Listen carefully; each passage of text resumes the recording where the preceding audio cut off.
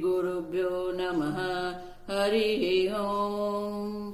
ॐ भद्रं कर्णेभिः शृणुयाम देवाः, भद्रं पश्येमाक्षभिर्यजत्राः, स्थिरैरङ्गैः स्तुष्टुवागुंसस्तनूभिः विषेम देवहितं यदायुः। स्वस्ति न इन्द्रो वृद्धश्रवाः, स्वस्ति नः पूषा विश्ववेदाः, स्वस्ति नस्तार्क्ष्यो अरिष्टनेमिः, स्वस्ति नो बृहस्पतिर्दधातु।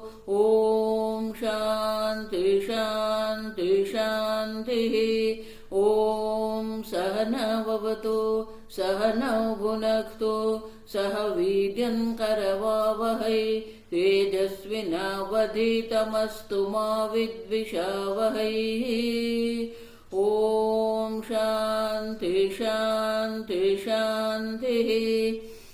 सदाशिवसमारम्भां शङ्कराचार्यमध्यमाम् अस्मदाचार्यपर्यन्तां वन्दे गुरुपरम्पराम्।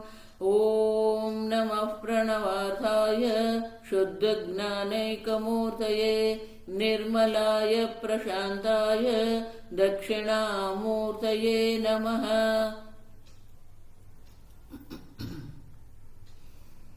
ॐ प्रज्ञानौषो प्रदानै स्थिरचरनिकरव्यापिभिर्व्याप्य लोकान्, भुक्त्वा भोगांस्तविष्टान् पुनरपि धिषणोद्भासितान् कामजन्यान्, पीत्वा सर्वान् विशेषान् स्वपिति मधुरभुङ् मायया भोजयन्नः।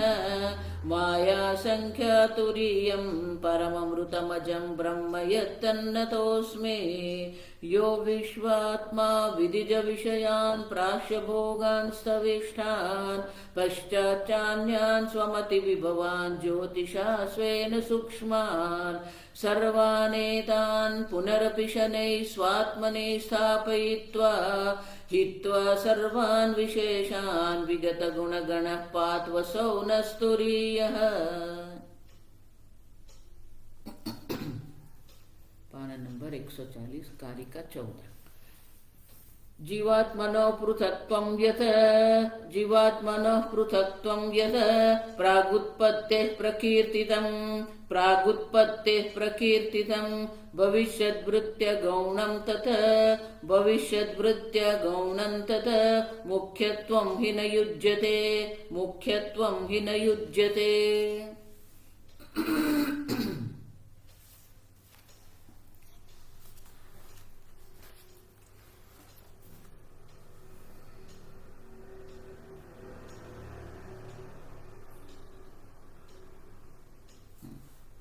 नंबर 141,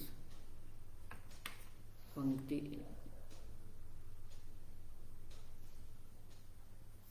7। किं तर्हि गौण महाकाश आकाश, गौणं महाकाश घटाकाशादि भेदवत, महाकाश घटाकाशादि भेदवत, यथा औदनं पचति, यथा औदनं पचति, भविष्यद्वृत्त्या तद्वत नहि भेदवाक्यानां कदाचिदपि मुख्यभेदार्थत्वं उपपद्यते स्वाभाविक अविद्यावत प्राणिभेददृष्टि अनुवादित्वात् आत्मभेदवाक्यानाम्।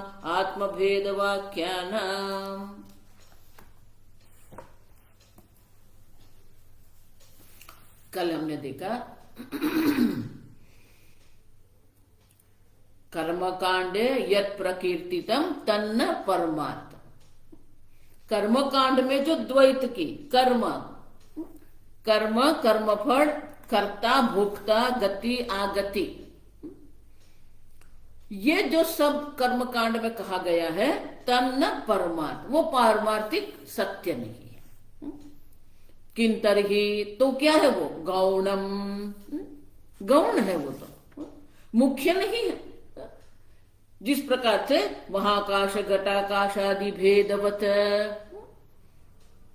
शंकराचार्य जी हमें स्मरण करा रहे हैं कि आगे हमने ये चर्चा कर ली है कि जो भेद है वो घटाकाश आदि की दृष्टि से भेद है, महाकाश में कोई भेद नहीं है। अब देखो, तो जिस प्रकार से महाकाश और घटाकाश हम कहते हैं, तो महाकाश में कोई घटाकाश से कारण भेद उत्पन्न होते ही नहीं है, और घटाकाश जो है वो महाकाश का विकार भी नहीं है, अवयव भी नहीं है, सब हम देख के गए। अब देखो, तो इसीलिए उसी प्रकार से तत्व तो एक ही है, तत्व में किसी प्रकार से भेद की संभावना है ही नहीं, और इसीलिए अगर कर्मकांड में भेद की बात की गई है, फिर भी आप देखिए, भले कर्मकांड में बात की है, उनका अर्थ ये नहीं है कि वो सत्य हो जाएगा।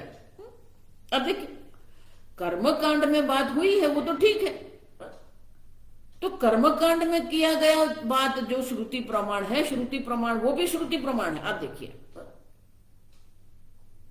तो श्रुति प्रमाण होते हुए भी तत्व तो एक ही है, तत्व में आप भेद नहीं कर सकते हैं, आत्मा की अनेकता संभव नहीं है। महाकाश में जिस प्रकार से अनेक घटाकाश की संभावना नहीं है, उसी प्रकार से एक अद्वितीय ब्रह्म में अनेक आत्मा की संभावना है ही नहीं। यथा औदनम पचती भविष्यत वृत्त्या तद्वत, अब भविष्यत वृत्ति, तो भविष्य की वृत्ति से हम कह रहे हैं, तो दृष्टांत क्या है, कल भी देखा, यथा औदनम पचती थी। ओदनम तो जो चावल है वो चावल पक जाते हैं, वो तंडुल कहते हैं उसको, हम जो कहते हैं चावल कहते हैं, संस्कृत में तंडुल कहते हैं। अब तंडुल है उसको हम पकाते हैं, फिर जो बनता है वो ओदन है, भात है।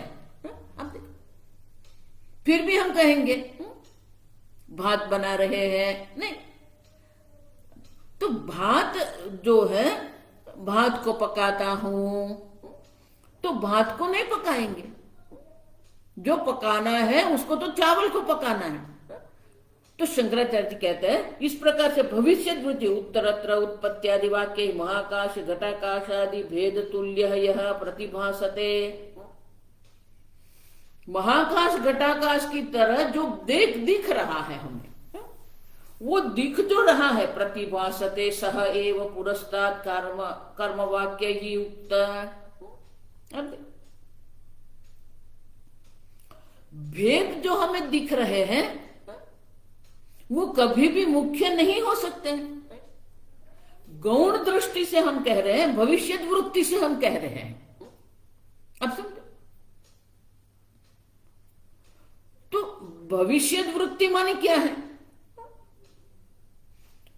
प्रागुत्पत्ति है, उत्पत्ति के वाक्य जो है, सृष्टि वाक्य के पहले जो कर्मकांड में द्वैत दर्शाया है, उत्पत्ति में जो हम द्वैत कहेंगे वो भी मुख्य वाक्य नहीं है, जो उनका उद्देश्य है। अब देख,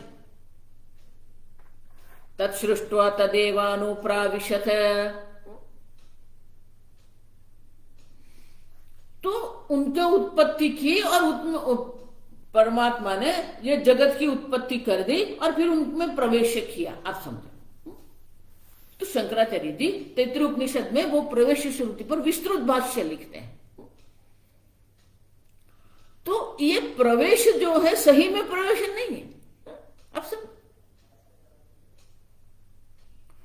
सृष्टि की भी जो चर्चा की गई है, वो सृष्टि की चर्चा सृष्टि को सत्य सिद्ध करने के लिए नहीं है। अब समझो, सृष्टि भी किसके लिए है, वो एक अद्वितीय ब्रह्म को ज्ञान कराने के लिए ही सृष्टि वाक्य है। सृष्टि जो है वो प्रक्रिया है। सृष्टि की बात करके कभी भी हम ये जगत को सत्य नहीं सिद्ध कर रहे हैं। अब समझो, हम आगे सब देख के गए। इसीलिए ब्रह्म जो है, ब्रह्म को जो हम कारण कह रहे हैं, तो ब्रह्म का कारणत्व जो है वो भी क्या है, सत्य है क्या, नहीं।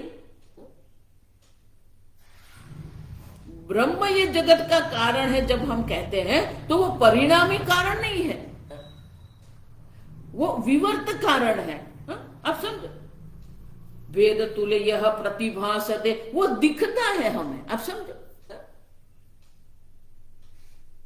तो दिखता है इसीलिए क्या वो सत्य हो जाएगा? नहीं।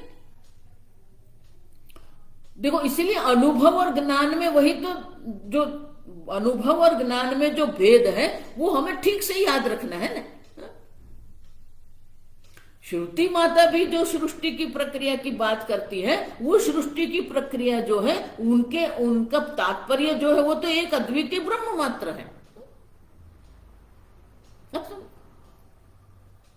तो तात्पर्य हमें देखना है ना, तात्पर्य क्या है। देखो, भगवत गीता में भी यही गड़बड़ सब लोग कर रहे हैं। भगवत गीता जो हमें उपदेश कर रही है, वो भगवान जो उपदेश करते हैं वो क्या है, उनके ऊपर तो किसी की नजर जाती ही नहीं है, सब अपने अपने मन से सब करते रहते हैं। तात्पर्य क्या है? अशोचन अन्वशोचस्त्वं प्रज्ञावाचां सुभाषिते। इस जगत में कुछ भी शोक करने योग्य है ही नहीं, आत्म तत्व की दृष्टि से शोक करने योग्य नहीं है। अब उसी प्रकार यहां भी तात्पर्य क्या है? तात्पर्य तो एक अद्वितीय ब्रह्म मात्र है। और इसीलिए अगर हम कहेंगे भी तो वो भी क्या है? भविष्य वृत्ति से ही हम कह रहे हैं। अब समझो, तो भविष्य वृत्ति से हम कह रहे हैं, जिस प्रकार से ओदनम पचति यथा ओदनम पचति, अब देखो, जिस प्रकार से ओदनम पचति वाक्य कहते हैं वो भविष्य वृत्ति माने कि ये चावल जो है अब भात बन जाएंगे, ये तंडुल जो है भविष्य में ओदन बनने वाले हैं, और इसलिए ओदनम पचति कहते हैं। अब तो जो चावल है वो चावल हम पकाते हैं, फिर भी कहते हैं भात पकाते हैं, अभी क्योंकि भविष्य में वो भात बनने वाला है। अब समझो, तो कर्मकांड भी जो है वो गौण दृष्टि से है, आप समझो। और इसलिए शंकराचार्य कारण देते नहीं ही माने, क्योंकि नहीं भेद वाक्या नाम कदाचिदपि मुख्य भेदार्थत्व उपपद्यते। अब देखिए, शंकराचार्य जी स्पष्ट रूप से कहते हैं कि जितने भी भेद वाक्य ये दिखते हैं, सभी भेद वाक्य का जो है मुख्य अर्थ में उनका कभी भी हम सिद्ध न उपपद्यते, वो तर्कबद्ध नहीं है। अब समझो, भेद बोधक जो वाक्य जितने भी है, जो वाक्य हमें भेद की बात करते हैं, तो वो भी क्या है? अब समझो, वो मुख्य अर्थ में कभी भी नहीं, कदाचिदपि मुख्य भेदार्थत्व न उपपद्यते। अब भेद वाक्य जो है, भेद वाक्य का जो तात्पर्य है वो कभी भी भेद के अर्थ में नहीं है। अब तो वो मुख्य कभी नहीं बन सकते हैं, क्योंकि एक अद्वितीय ब्रह्म जो है उसी का तो हमें ज्ञान दे रहे हैं श्रुति माता। वेदस्य अपूर्वत्वादि अभावात, भेद आदि जो है उनका अपूर्वत्व, कल हमने देखा कि भेद जो है अपूर्वता उनकी है ही नहीं, क्योंकि भेद तो हम प्रत्यक्ष ज्ञान से प्राप्त कर रहे हैं। जब जिसको हम प्रत्यक्ष ज्ञान से प्राप्त कर रहे हैं उसके लिए हमें श्रुति प्रमाण की आवश्यकता ही नहीं है। भेद दृष्टि द्वैत के लिए श्रुति जो है उसकी कोई अपूर्वता नहीं है।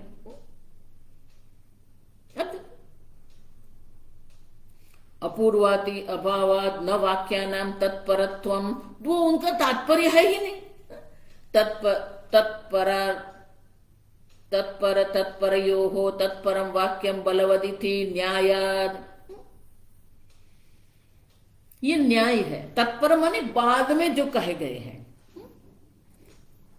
जो वाक्य श्रुति माता में कहा गया है, फिर बाद में जो कहते हैं, उसके बाद में जो कहा गया, उसके बाद में जो कहा गया, आप समझो। तत्पर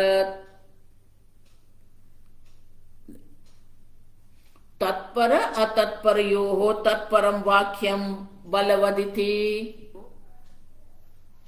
जो पहले कहा गया है उससे बाद में जो कहा गया है, तो बाद में कहा गया जो वाक्य जो है उस वो बलवत होता है।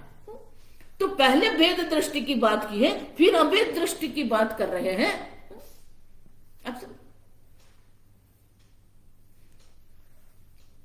देखो, वेदांत में श्रुति स्मृति न्याय हम तीन से चलते हैं, लेकिन मुख्य तो क्या है? श्रुति है।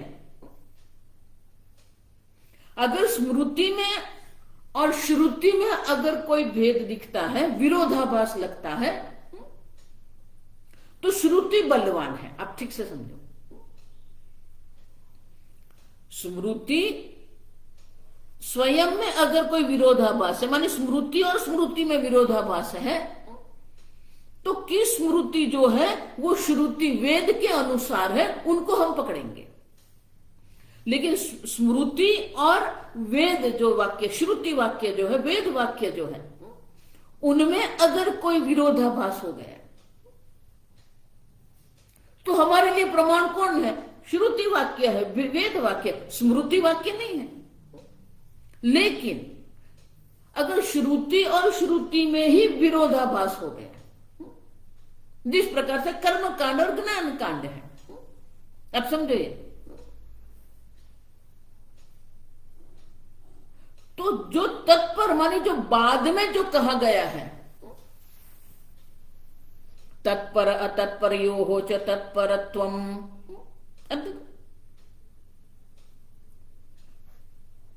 तो उनका तात्पर्य क्या है? एक दूसरा जो बाद में जो कहा गया है उनको हम बलवान मानते हैं। तो कर्मकांड पहले है, ज्ञान कांड बाद में है, और इसलिए क्या होगा? न्यायाद अखंड वाक्यार्थस्य एव सामंजस्यमिति। जो बाद में कहा गया है उसी को ही हम तर्कबद्ध मानेंगे, युक्ति युक्त मानेंगे। और वो क्या है? अखंड वाक्यार्थस्य, जो एक अद्वितीय आत्मा का ज्ञान कराने वाले वाक्य है, वो वाक्य को ही हम श्रुति का तात्पर्य मानेंगे, वही श्रुति का मुख्य अर्थ बनेगा। और भेद जो है उनकी तो कोई अपूर्वता है ही नहीं, क्योंकि सबका अनुभव है भेद। तो अद्वैत वाक्या नाम अपि कथम अद्वैत तात्पर्यमिति आशंक्य। जो स्वाभाविक है,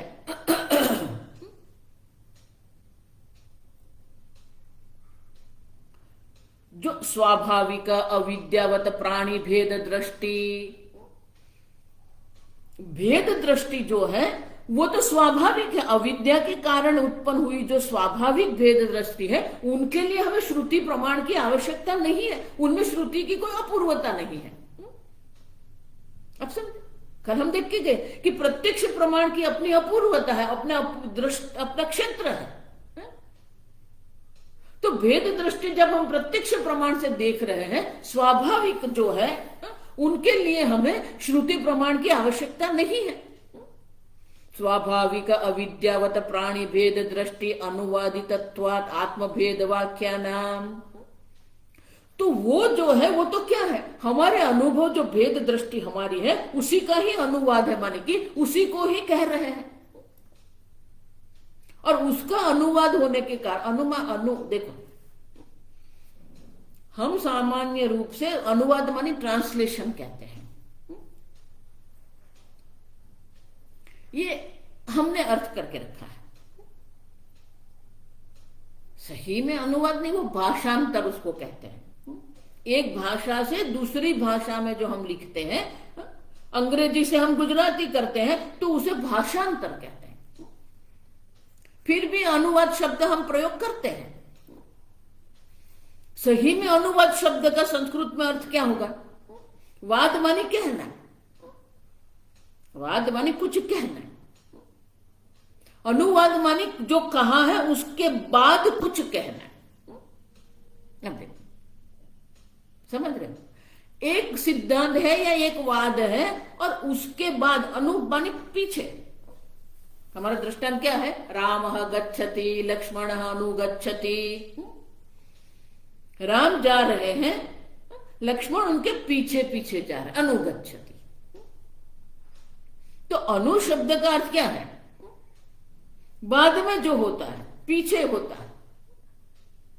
और इसीलिए शंकराचार्य कहते हैं प्राणी भेद दृष्टि अनुवादितत्वात् आत्मभेद वाक्यानाम। आत्मभेद के जितने भी वाक्य जो श्रुति में हमें मिलते हैं वो सब क्या है? प्राणियों की भेद दृष्टि अनुवादित। प्राणियों की भेद दृष्टि जो है, उनकी जो दृष्टि जो है, वही दृष्टि को हम पुनः कह रहे हैं। अनुवाद माने पुनः कहना, कुछ नया नहीं है, अपूर्वता वहां है ही।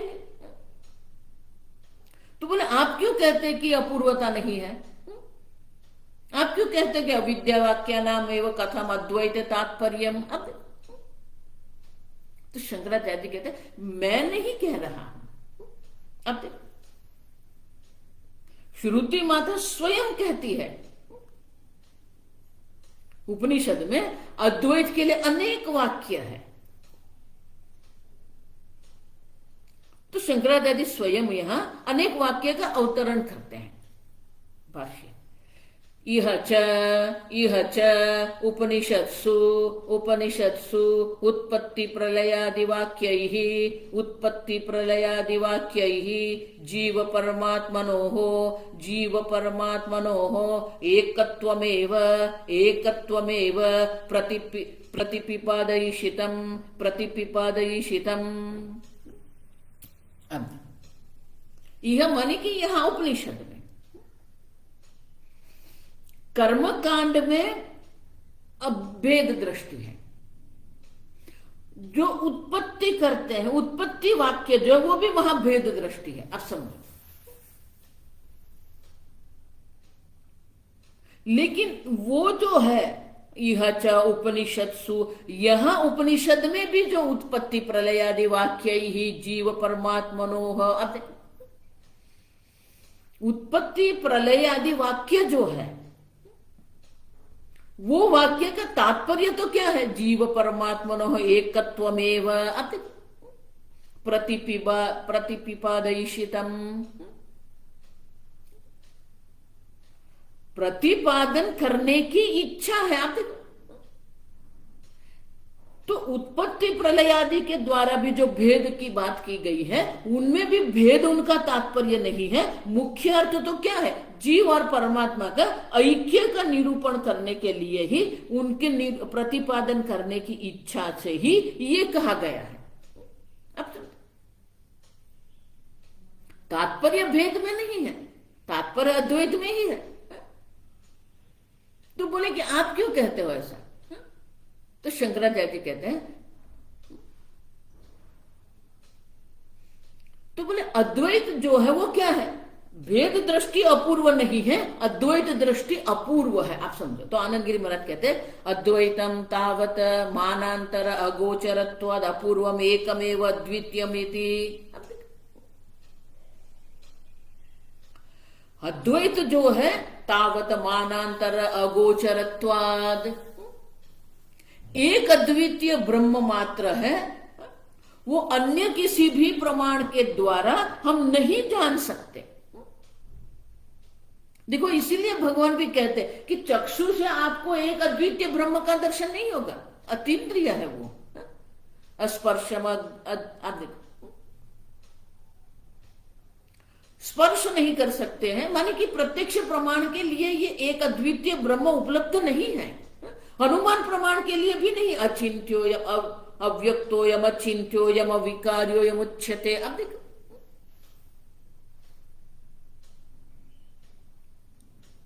तो जो एक अद्वितीय तत्व जो है वो ये शब्द प्रमाण श्रुति वाक्य से, अन्य किसी भी प्रमाण से उपलब्ध नहीं है।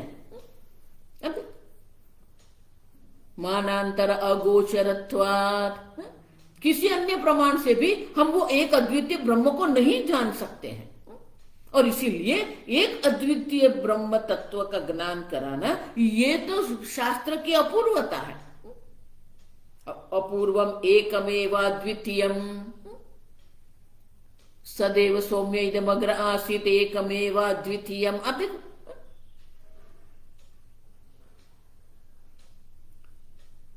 तो सदैव सौम्य इदम अग्रे, अग्रे मानी पहले, प्राग। अब देखो, प्राग अवस्थायाम ब्रह्म अद्वितीयम श्रुतम। तो प्राग अवस्था में जो है वो तो ये ब्रह्म एक अद्वितीय ही है, वही तो श्रुति माता कह रही है। अब देखो, और इसलिए कहते हैं तद तदेव इदम सृष्ट्वा तत्सृष्ट्वा तदेवानुप्राविशत इति श्रुते है अनुप्रविष्टम जीव अभिलप्यते। अब तत्सृष्ट्वा तदेवानुप्राविशत, वो कैसे हो गया? घड़े की उत्पत्ति करके आकाश ने घड़े में प्रवेश किया।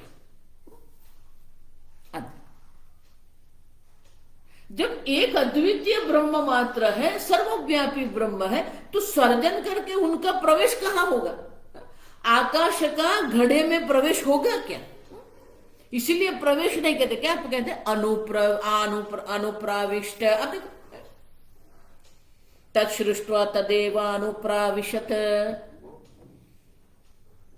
तो प्रवेश श्रुति भी जो है, वो प्रवेश श्रुति जो है वो सही में नहीं है, हमें ऐसा दिखता है, प्रतिभासते। श्रुते है अनुप्रविष्टम जीव अभिलप्यते।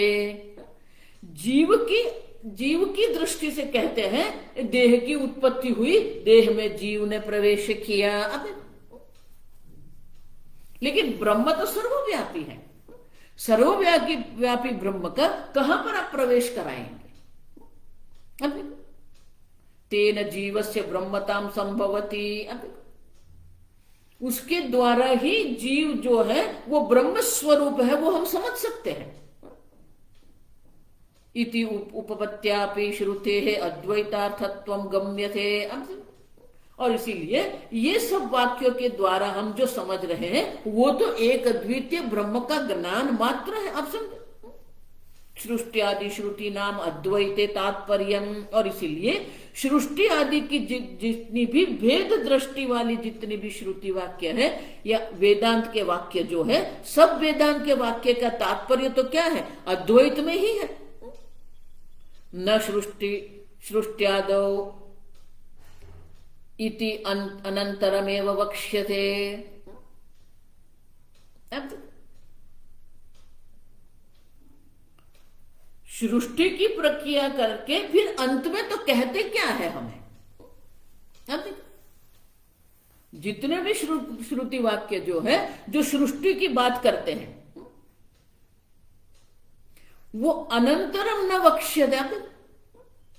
पहले इसलिए आगे कहा ना, जो पहले किया गया वाक्य है उससे बलवान वाक्य बाद में जो कहते हैं वो होता है।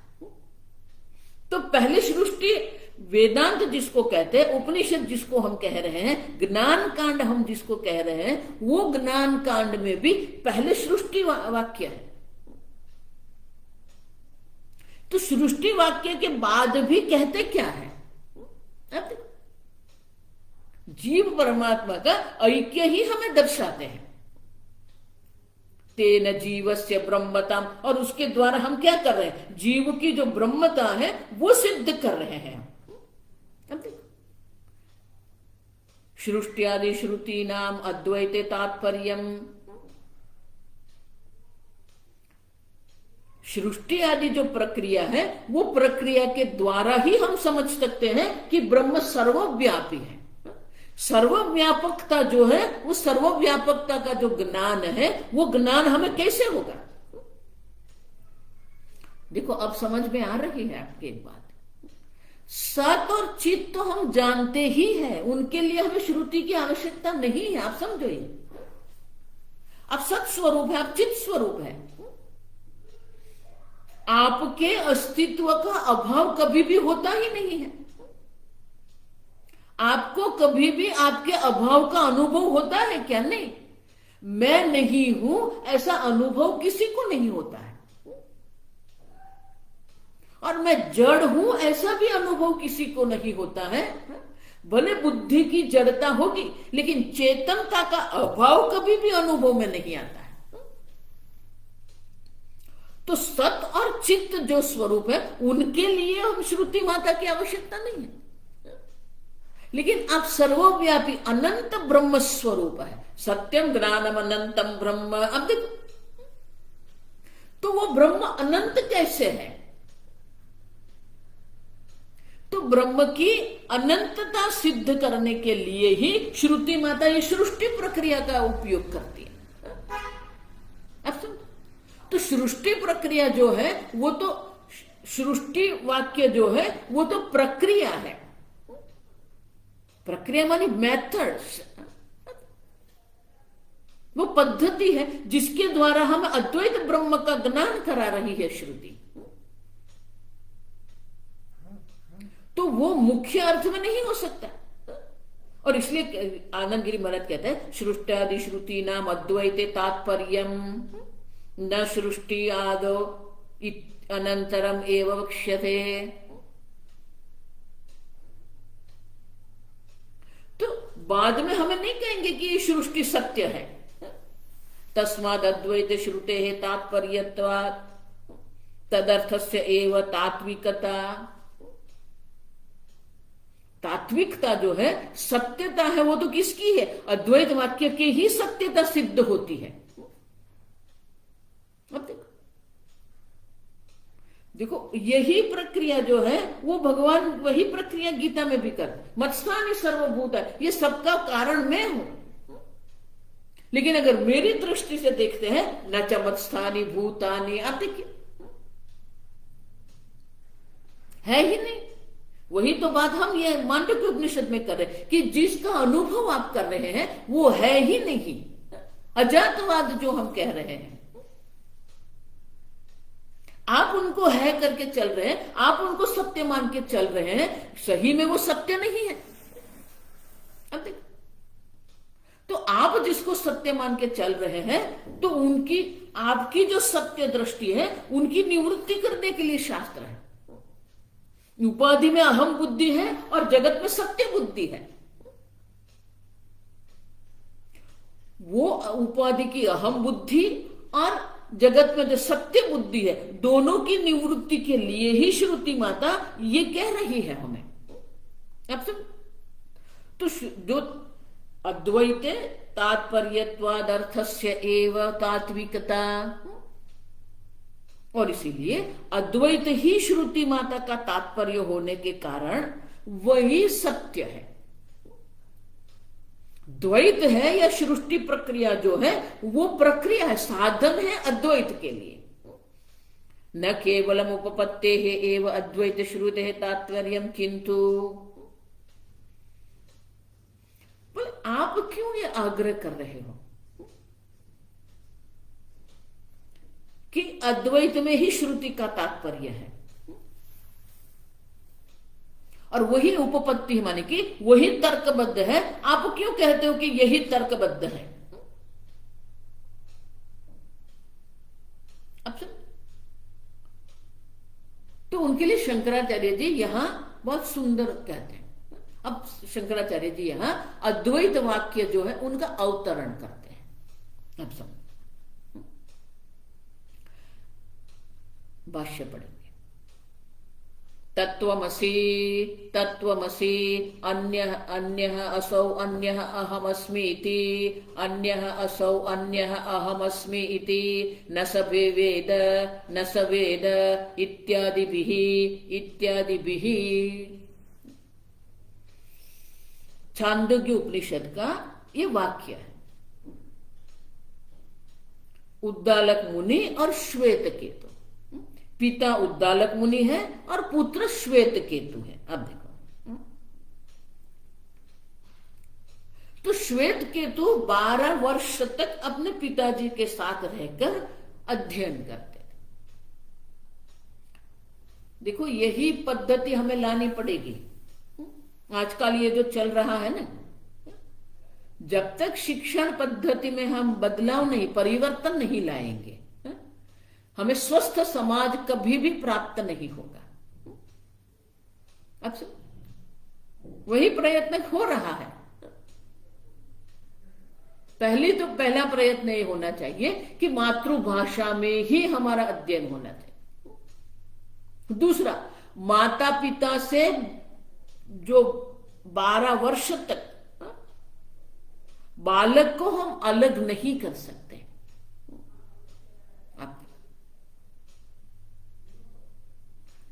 बालक को अलग करके हम बहुत कुछ बालक के ऊपर अत्याचार कर रहे हैं। 12 वर्ष तक श्वेत केतु अपने पिताजी के साथ रहकर अध्ययन करता था। 12 वर्ष के बाद उनको गुरुकुल में रख दिया। कितने वर्ष तक? 12 वर्ष तक। देखो रामायण में भी वही है।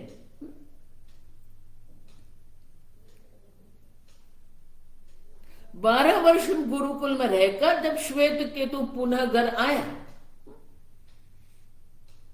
तो उनको अहंकार हो गया था। तो उद्दालक मुनि ने देखा कि पुत्र के जो वर्तन जो है उनका जो व्यवहार है, उनकी जो वाणी है, अनुचमाने अदिन, तो उद्दालक मुनि ने विचार किया कि यह अयोग्य है। भले वो श्रेष्ठ शिष्य था, लेकिन विद्या का अभिमान नहीं होना चाहिए, विद्या के साथ विनय होना चाहिए, विद्या विनय संपन्न। और इसलिए उद्दालक मुनि ने क्या किया, एक दिन श्वेत केतु को बुला के पूछ लिया, एक प्रश्न किया कि क्या आपके गुरुजी ने आपको ये दर्शाया था, एकस्मिन् विज्ञाने सर्वं विज्ञातम भवति। अब श्वेत केतु का अहंकार जो था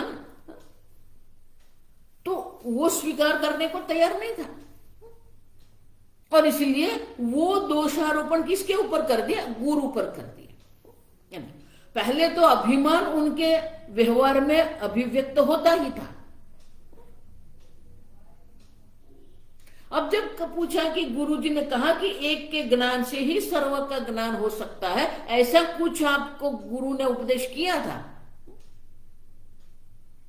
तो उनका अभिमान दूसरी प्रकार से व्यक्त हुआ। मेरे गुरुजी नहीं जानते थे। क्यों? तीसरा, अगर मेरे गुरुजी को यह ज्ञान होता तो मुझे अवश्य देते, क्योंकि मैं उनका श्रेष्ठ शिष्य था।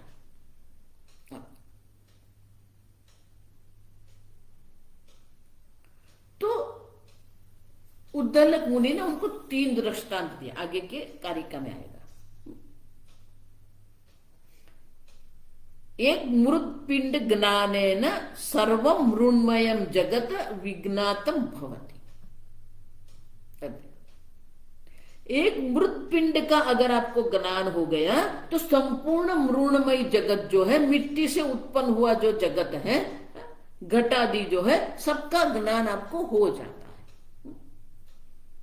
एक सुवर्णेन ज्ञानेन सर्व सुवर्णमयम जगत विज्ञातम भवति।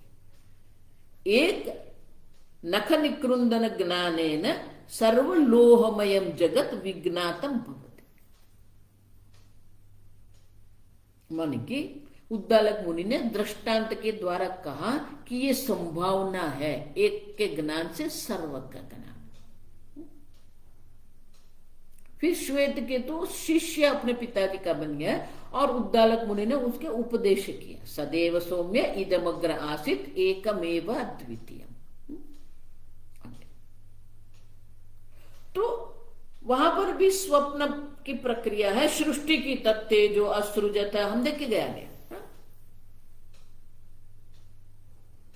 तेज से ही फिर आपकी जल की उत्पत्ति हुई, जल से ही पृथ्वी की उत्पत्ति हुई।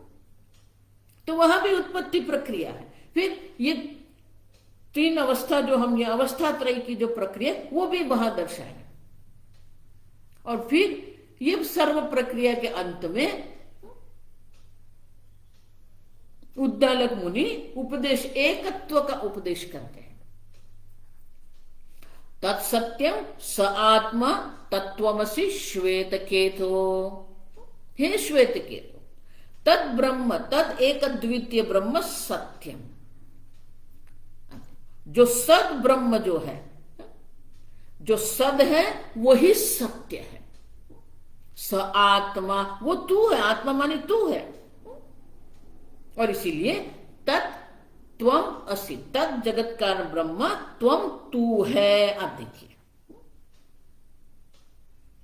तो सर्व सृष्टि प्रक्रिया, अवस्थादायी प्रक्रिया के अंत में उद्दालक मुनि जो है वो श्वेत केतु का उपदेश क्या करते हैं? तत्वमसि। आप देखो, लेकिन वो तत्वमसि का जो उपदेश किया है, कह दिया तू वो ब्रह्म है, जिस ब्रह्म के ज्ञान से सर्व का ज्ञान तुझे हो जाएगा।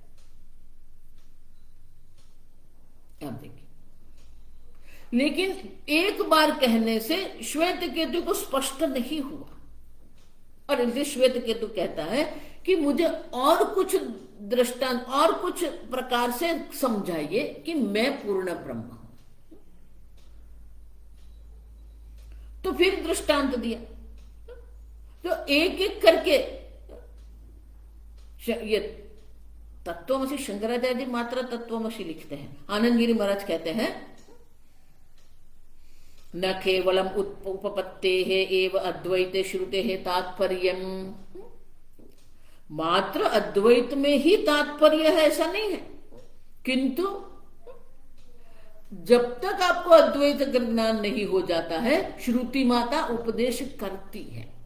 और इसलिए कहते हैं नवकृत्व अभ्यासाद अपि इत्याह।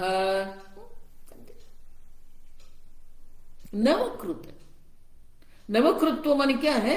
9 बार ये श्वेत केतु प्रश्न कर रहा है, और 9 बार ये उनके पिताजी उद्दालक उनको अन्य अन्य प्रकार के दृष्टांत से ये तत्वमसि समझाते हैं। उसको अभ्यास कहते हैं, पुनः पुनः करना उसे अभ्यास कहते हैं। तो तात्पर्य तो कहां पर है? अद्वैत तात्पर्य वो उपपत्ति मानी तर्क है, इतना ही नहीं, अभ्यास भी किसका करते हैं? देखो, किसी भी शास्त्र का तात्पर्य निर्णय करना है, उनका तात्पर्य उद्देश्य क्या है उसका अगर निर्णय करना है, तो ये अलग अलग प्रक्रिया है। उपक्रम, उपसंहार। उपक्रम कहां हुआ है? सत्यम ज्ञानम अनंतम ब्रह्म, ये उपक्रम। ब्रह्मविद आपनोति परम। अब देखिए, तो आरंभ तो ब्रह्म ज्ञान से हुआ है। अब देखिए, सदैव सौम्य इदमग्र आसीत, वो सद्ब्रह्म जो है एक अद्वितीय है। यहां पर भी क्या है? ब्रह्म एव सर इदगुम सर्वम, यहां जो कुछ है सब ब्रह्म मात्र है। अब देखो, ये उपक्रम है, आरंभ है। उपसंहार भी कहां करते हैं? ब्रह्म में ही हम उपसंहार करते हैं। शांतम शिवम अद्वैतम। अब देखो, तो अब उपक्रम, उपसंहार, उपपत्ति ही, उपपत्ति मानी तर्कबद्ध से भी, अभ्यासात, अभ्यास भी पुनः पुनः क्या कहा गया है? अर्थवाद। स्तुति किसकी गई, प्रशंसा किसकी की गई है, निंदा किसकी की गई है, वो देख के गए हम। श्रुति माता अद्वैत की प्रशंसा करती है और द्वैत की निंदा करती है। अर्थवाद है, उसको अर्थवाद कहते हैं। तो किसी भी शास्त्र के तात्पर्य निर्णय में उपक्रम उपसंहार हम देखते हैं। तैत्तिरीय उपनिषद में भी उपक्रम का सत्यम ज्ञानम अनंतम ब्रह्म तस्माद् वा एतस्माद् आत्मनः आकाश संभव, ये ब्रह्म से उपक्रम किया। और आनंदमय कोश में अंत में क्या कह दिया? ब्रह्म पुच्छम प्रतिष्ठा। अब देखिए, और अभ्यास भी क्या है? वही ब्रह्म के अभ्यास है। उसी प्रकार से नवकृत्व अभ्यासादपि, तात्पर्य निर्णय में उपक्रम उपसंहार देखते हैं, उपपत्ति तर्क देख रहे हैं। उतना ही नहीं, अभ्यास भी किसका किया गया है? तत्वमसि वाक्य का अभ्यास किया गया, पुनः पुनः किया गया है। अब देखो, और इसीलिए नवकृत्व अभ्यासादपीता तत्वमसीति। तत्वमसी का अभ्यास माने कि पुनः पुनः तत्वमसी वाक्य का ही उपदेश किया गया है। उतना ही नहीं, अन्यः असौ अन्यः अहमस्मीति न सवेद, वेद दृष्टि अपवादाच्च श्रुते है अद्वैत तात्पर्यम। वेद दृष्टि का अपवाद करते हैं, वेद दृष्टि की निवृत्ति करते हैं। अन्यः अहम अन्यः असौ, ये अन्य है मैं अन्य हूं, इस प्रकार की जिसकी भेद दृष्टि है, श्रुति माता कहती है न सवेद, वो जानता नहीं है। अब देखिए इत्यादि भी, अब देखो श्रुति माता तो हमें एक अद्वितीय ब्रह्म के प्रतिपादन करने की ही इच्छा से कहते हैं। और इसीलिए अभ्यास भी उनका ही है, उपपत्ति से भी वही, सामंजस्य माने उपपत्ति तर्क से भी यही अद्वैत सिद्ध होता है। अभ्यास भी जो है वो तत्वमसि वाक्य का अभ्यास पुनः पुनः कहते हैं। और निंदा किसकी की गई है? जो भेद दृष्टि में बैठा उसकी निंदा की गई। उदरमंतरम कुरुते अथ तस्य भयम भवति, हम देख के गए द्वैताद्वै भयम, अनेक प्रकार से निंदा की गई है। तो द्वैत बुद्धि की निंदा की गई है और अद्वैत की प्रशंसा की गई है। और इसीलिए अर्थवाद जो है वो अद्वैत का अर्थवाद है, प्रशंसा अद्वैत की है। और इसीलिए अद्वैतवादानी द्वैत निषेधीनी च, और इसीलिए जितने भी ये श्रुति माता है उनका तात्पर्य तो क्या हो गया? इत्यादि भी माने कि अद्वैतवादिनी द्वैत निषेधीनी च वचनानंतराणि गृह्यन्ते, इत्यादि माने कि ऐसे अनेक वाक्य हैं जो अद्वैत का निरूपण करते हैं और द्वैत का निषेध करते हैं। वो सब हम देख के गए आगे। मृत्यु से मृत्युमाप्नोति यह नाना एव पश्यति, जो अनेकता का दर्शन करता है उसे मृत्यु से मृत्यु की प्राप्ति होती है।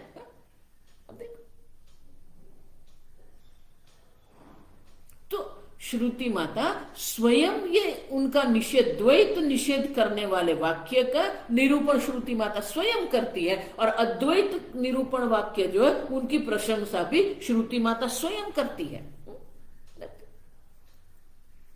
और इसीलिए एकत्वमेव प्रतिपिपादयिषितम् इति पूर्वेण, और इसीलिए एक अद्वितीय ब्रह्म का निरूपण करना, एक अद्वितीय ब्रह्म का प्रतिपादन करने की ही इच्छा है।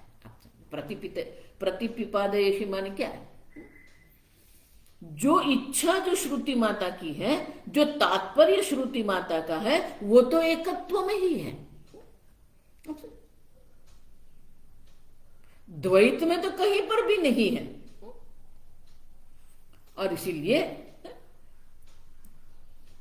एकत्व श्रुते है तात्पर्य सिद्धे, एक बार ये एकत्व में ही हमारी श्रुति का क्या हो गया? तात्पर्य सिद्ध हो गया। और इसलिए आगे शंकराचार्य कहते अतः उपनिषत्सु एकत्वं श्रुत्या प्रतिपिपादयिषितं भविष्यति इति भाविनीम् एकवृत्तिम् आश्रित्य लोके भेद दृष्टि अनुवादः गौण एव इति अभिप्रायः, गौणः एव इति अभिप्रायः। अतः तो शंकराचार्य जी यहाँ ये जो हम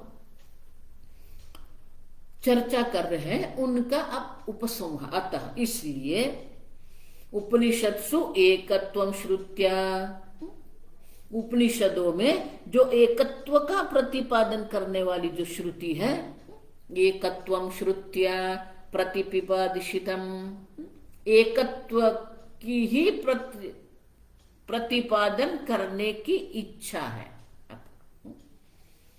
भविष्यति माने कि पहले ये सृष्टि के द्वारा द्वैत की बात करते हैं, भविष्य में वो एकत्व का ही निरूपण करेगी। भाविनीम एक वृत्तिमाश्रित्य लोके भेद दृष्टिम अनुवादः गौणः इति एव अभिप्रायः। और इसलिए अभिप्राय तो क्या है?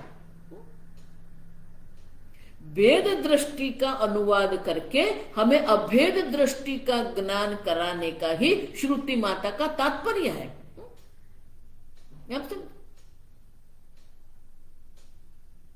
लोक में जो भेद दृष्टि है, मानी हमारी जो भेद दृष्टि है वही भेद दृष्टि के अनुवाद गौण। और इसीलिए लौकिक जो भेद दृष्टि है उनका जो अनुवाद करना, मानी कि पुनः उनका निरूपण करना जो है, उनका तात्पर्य तो एकत्व में ही है, आप समझो। और इसीलिए हम कहते हैं कि भेद दृष्टि का जो निरूपण है वो गौण है, मुख्य अर्थ में नहीं है। अब समझो, मुख्य अर्थ तो एक अद्वितीय ब्रह्म ही है।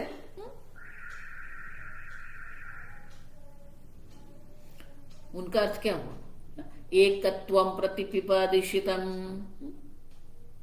एकत्व का ही निरूपण करने की इच्छा है। मानी कि श्रुति माता की जो इच्छा है, श्रुति माता का जो उद्देश्य है वो तो क्या है? एकत्वम है। तत्वमसि तत् जगत कारणम ब्रह्मत्वम असि ज्ञानी तु आत्मैव मे मतम। वहां पर भगवान के ज्ञानी मेरा आत्मा, मैं और ज्ञानी दो है ही नहीं। क्षेत्रज्ञम चापि माम विद्धि सर्व क्षेत्रेषु भारत। सर्व क्षेत्र, सर्व शरीरों में जो क्षेत्रज्ञ जो है वो मैं हूं। वो भगवान वहां क्या कर रहे हैं? एकत्व का निरूपण कर रहे हैं। अब सब यो मां पश्यति सर्वत्र सर्वं च मयि पश्यति तस्याहं न प्रणश्यामि स च मे न प्रणश्यति। जो सर्वत्र ईश्वर का दर्शन करता है, सर्व का ईश्वर में दर्शन करता है, उससे न मैं कभी अदर्शन मेरा होता है। अब न प्रणश्यति, प्रणश्यति माने कि कभी मेरा आदर्शन होता ही नहीं। सर्वत्र वो सदा सर्वदा मेरा दर्शन करता आत्मस्वरूप से। और इसीलिए भले सृष्टि प्रक्रिया में, उत्पत्ति प्रलय आदि में भेद दृष्टि, कार्य कारण भेद दृष्टि हमें कही गई है, लेकिन तात्पर्य भेद दृष्टि में नहीं है। तात्पर्य तो एक अद्वितीय ब्रह्म का निरूपण करना ही है। आगे हम कल देखेंगे। ओम असतो मा सद्गमय तमसो मा ज्योतिर्गमय मृत्योर्मा अमृतंगमय। ओम पूर्णमदः पूर्णमिदं पूर्णात् पूर्णमुदच्यते पूर्णस्य पूर्णमादाय पूर्णमेवावशिष्यते। ओम शांति शांति शांति। हरि ओम। श्री गुरुभ्यो नमः। हरि ओम।